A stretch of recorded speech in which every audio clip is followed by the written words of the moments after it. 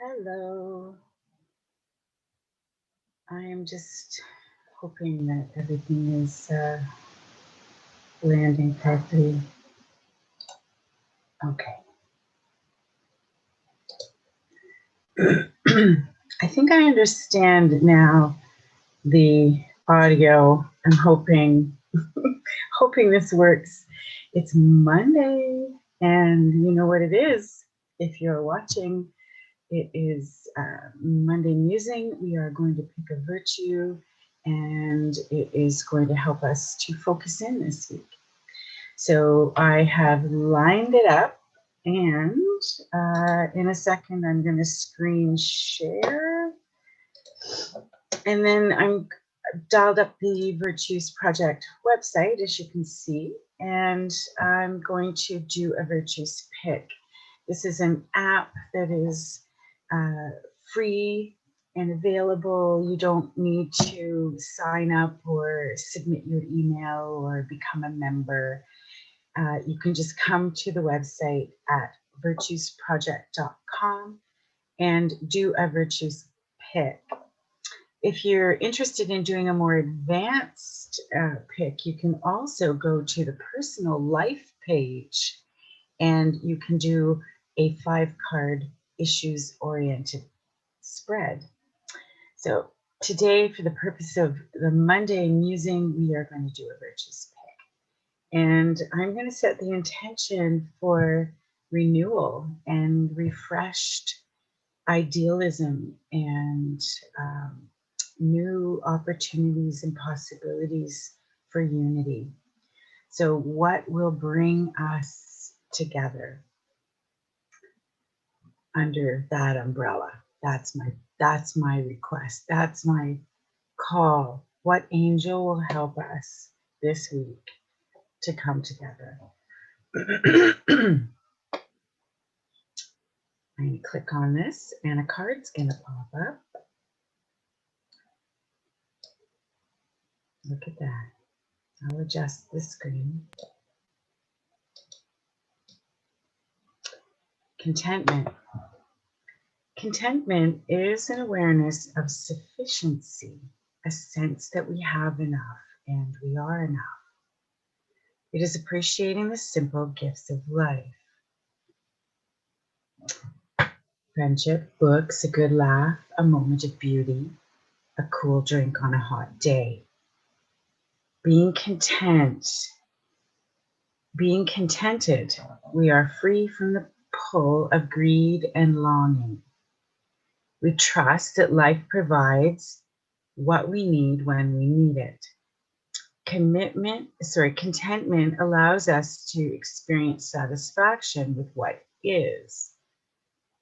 We are fully present in this moment. Being contented does not obstruct our dreams or thwart our purpose. It is a place to stand and view the future with a peaceful heart and gratitude for all that is and all that is to come. Wow. Did you hear that? Intention, and then that angel shows up. Oh my goodness. I just get goosebumps.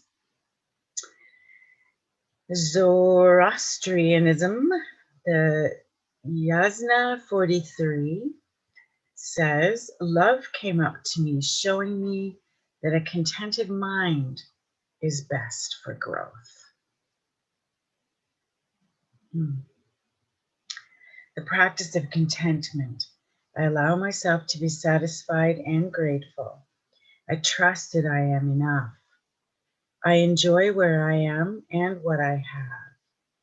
I resist the craving for more. I am fully alive to the present moment. I relax in the trust that life is good. I am thankful for the gift of contentment. It shows me that life is a gift. And an added gift is that this photograph was taken by John Cavlin, who is one of the founders of the Virtues Project and who exists on the other dimension. So interesting that it brings us in, John, bringing us in. Okay, so what struck me as I was reading is, first of all, contentment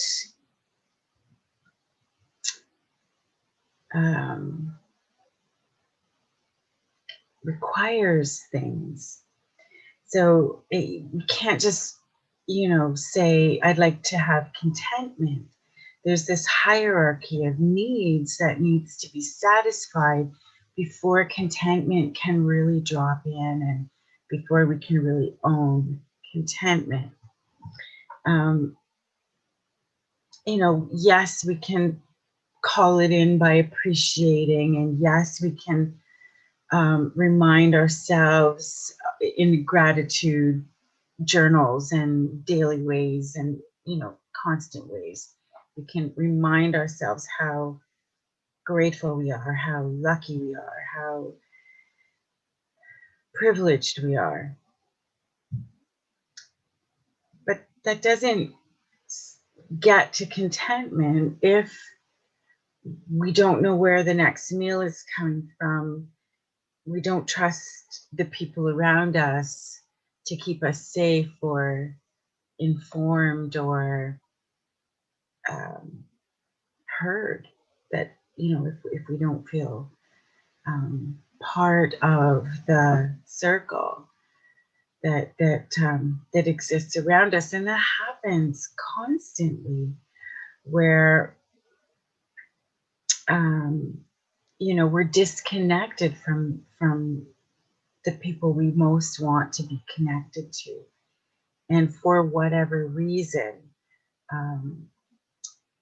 that's what's coming up today, is this idea that life has enough, life is enough, there's no need to worry.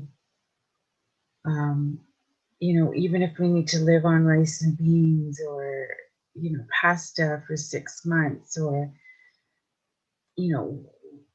we can help one another and we can help each other through.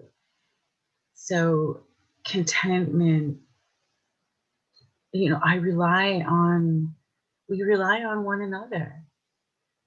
We rely on one another. Yeah. So, and the other thing that jumped out at me is this being present in the full in the moment, and the contentment that comes from not worrying about the future and not worrying about the past. My mom, had dementia and then eventually full-blown Alzheimer's. Took 4 or 5 years, before she was completely lost. But she, more than anyone, has taught me how to live in the moment. And what that means for someone with Alzheimer's is that it really doesn't matter what's going on in the moment. To just show up and be present there it matters. It matters to the heart of the person who you're showing up for. And when you show up and you're in this state of needing to bring a person into the present, or shake their reality because you don't think they're thinking correctly, or that they're not remembering something right.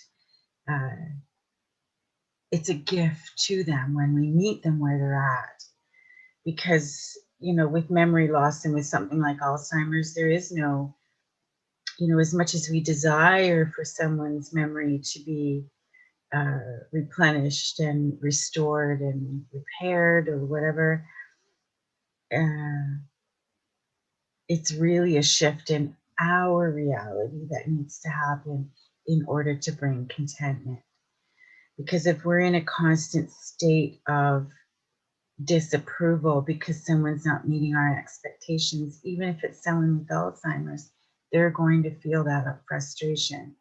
They're going to feel, my mom was not oblivious to the frustration of people around her, especially earlier on in the days when, she was slipping in and out of this reality and that reality.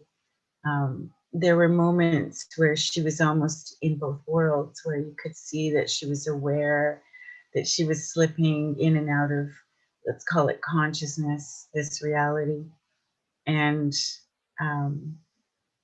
yeah, there was a time where she had developed this, lost her ability to speak, but developed this babbling. So she was constantly making sounds and as if she was talking, but she was babbling. And I remember as a child, being in that mind state where I was talking. I was sure that everyone understood what I was saying, but I knew that I wasn't speaking words. I was babbling, and people were just,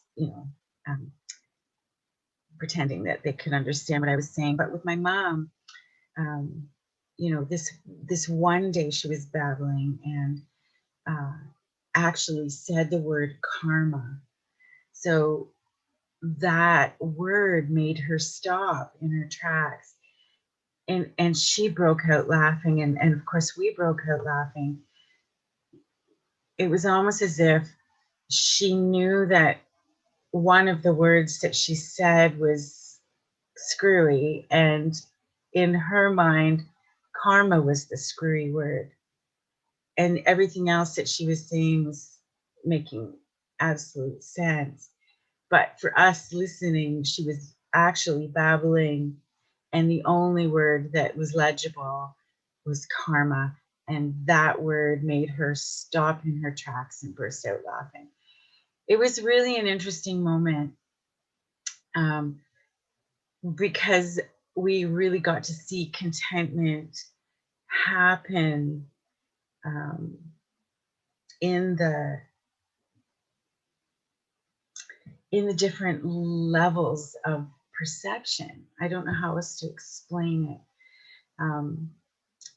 And not long after that, she was, of course, unable to connect even with the babbling. So we lost her completely in terms of literal, like the language aspect. And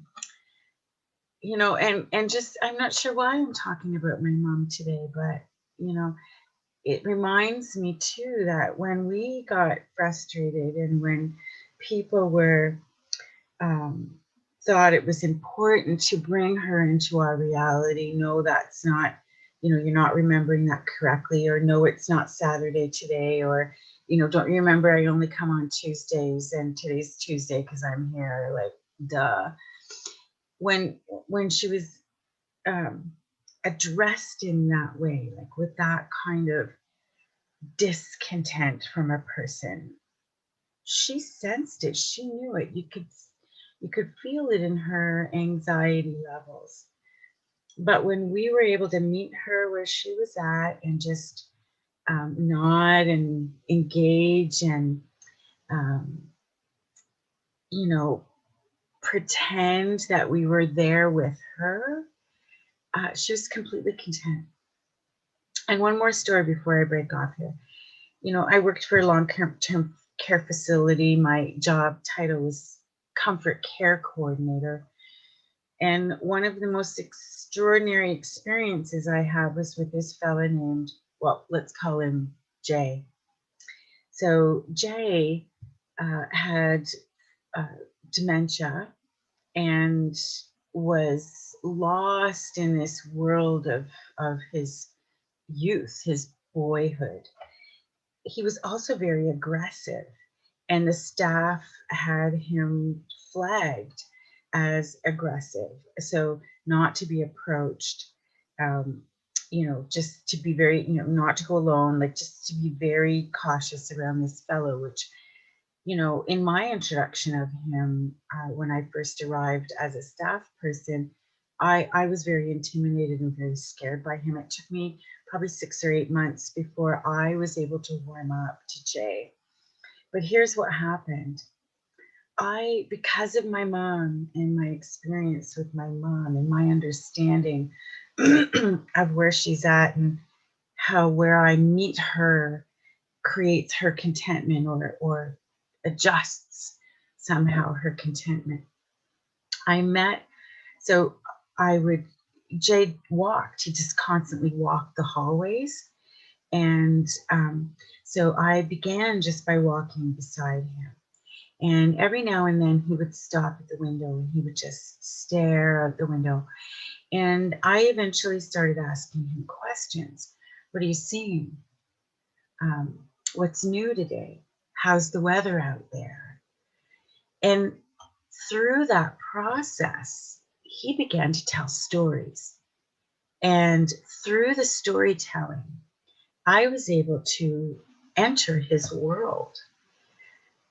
As he walked the hallways, every window he stopped at, every door he engaged with, because he didn't engage with all the doors, just some, it was a destination for him.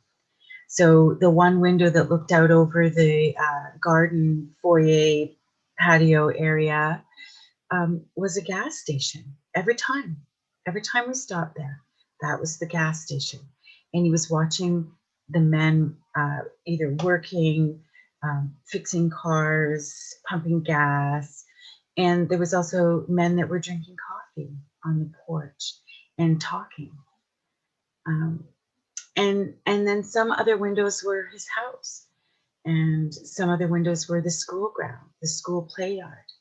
So I got to learn a lot about Jay, and I got to learn a lot about how to show up. It didn't matter that looking out that window was overseeing a parking lot. In his mind, that was the gas station, and that's all that mattered. And if I didn't walk beside him and try to find out where he was, I would never know that. So it helped to inform me. And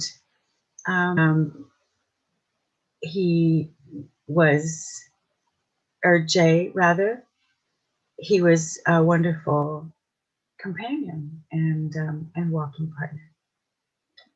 That's it. And I hope that I have been able to bring him some contentment too. That's all we can hope, because in the end, we need one another to help do this. How I show up matters. Okay, I'm going to end us there. See you on Friday for the Virtues Wrap, and